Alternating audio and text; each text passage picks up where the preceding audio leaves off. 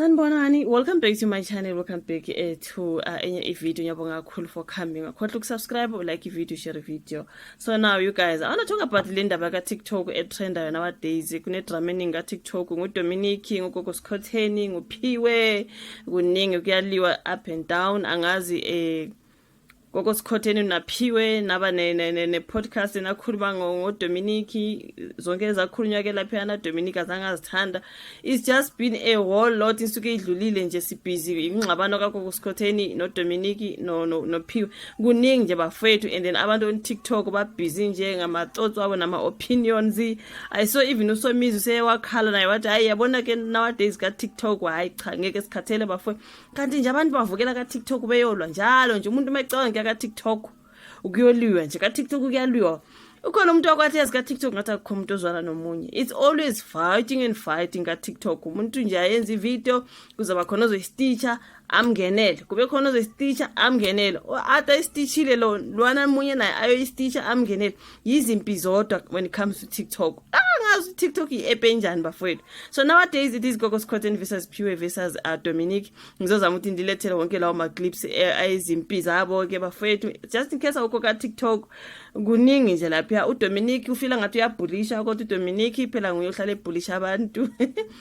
Abantu bangacomment ngendlela angayithandi, uzo-emailela or afonele inkampani zabo la asebenza khona abaxoshisa emsebenzini nakho konke kwenzeka. Manje abantu baxika leyo nto ukuthi why Dominic uhlala uxoshisa abantu emsebenzini.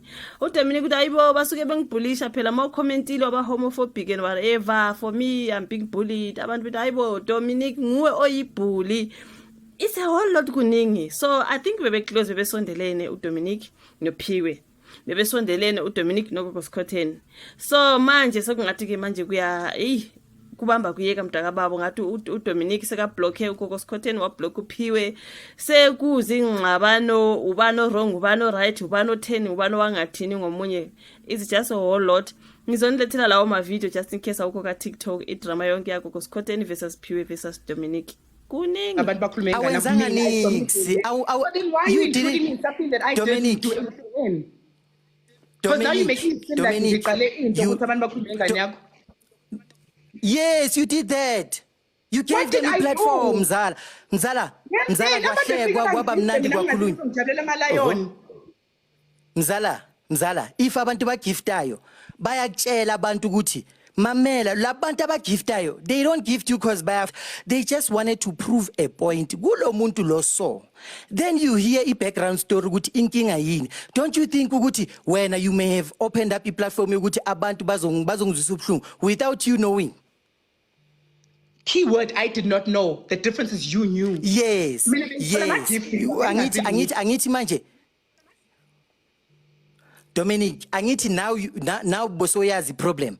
Bakhona abantu abakufonelile engazi ukuthi abantu bakhulumile nawe ukuthi kune problem eso Mzala, that is why uPhiwe wa actor kanje that day. And then what did I do? You have an idea. In your defense, what did I do?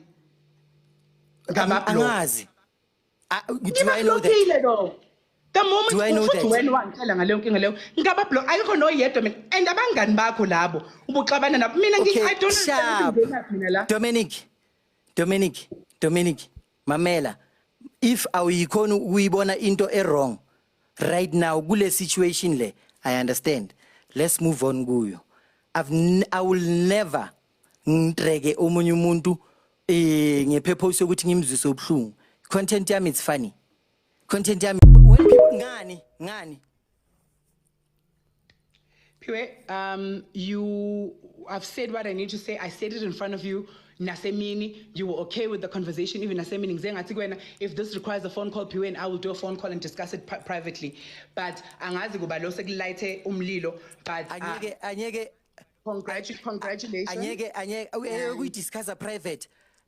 Discuss private sizohlulekile ngasikhathi abantu beza intentionally bangibhulisha abantu that spoke about my child. Abantu bakhulume ngani. You didn't know about that. Mamela ithi ngicede ngibonise mina abantu they came kuwe ngathi Dominic angisafuni kuyenza ama-mesh nawe. You didn't know anything about that. After abantu beza bakutshela bathi Mzala, the reason why uPhiwe yenze so is because of kanje na kanje. Did you ever come to me and say, hey Mzala, I didn't know ukuthi I opened up i-platform ukuthi abantu bakwenze so. I didn't Uke even know wayeza what was mzala. going on. Bene-drama yini neceleni not personally, privately, mina bengizongena kulo drama. Yes. If I say angisayenza ama-mesh nawe because of ngine issue eso and you didn't know about that ngathi sharp. After abantu bayeza bakutshela ukuthi Dominic abantu abayeza bazogift abafuna ukubonisa uphiwe in this and that. Did you ever think yokuthi okay maybe kunento wena ozibona la ukuthi wenze i-mistake khona because the first thing abantu mabakubuza you said I am childish ngathula. I said you are childish. Yes, mabake-explainela mzala ukuthi what's the reason yokuthi Mina, because you out of didn't know my ukuthi mouth, kwenzakalani. nathi wena childish mina. Yes. That's not true. I just let it slide. Okay, ngicela ukhulume because I think angiphanga i-chance and I apologize for that. Firstly, I've never said you're childish. Secondly, all those people who are to win a buying gifter, they are blocked on my lives. Abagaze buying gifter since the day. Piwe, not everything ngizoma ngiyimemeze. Ungahamba bheka bonke abantu abangigifta ngaba blocker. The moment you said to me and then bangitshela bazokutshela futhi kuma live I don't know after that. Ngaba blocker immediately the day. After that, mzala, you know wabablocker labantu. Did you ever come to me? I Uthi thought that was mntwana, enough. eish, lento yenzekile. That's what I mean. That's what I mean. Ngabheka ama-comments ngiyeza nangapha. Inkinga mina nawe asizwani. That's what I mean Phiwe ukuthi yes ufike ukhulume wena nomuntu okhuluma ngaye njengaleya owayisho yagoy ufike usho into mawusuyishilo wena you get to move away from a situation mina ngisala ngidila nenkinga yaleyo nto wena osuyivulile. I didn't say you said anything wrong. I said you opened me up for bullying and I still stand by that. You opened Mzala, if wena nonobangela niyalwa today, for example, if wena nogogo Sikhotheni niyalwa today, kumele ngithini ugogo Sikhotheni umngane wami, uDominic umngane wami akumelanga ngikhiphe isigaqa.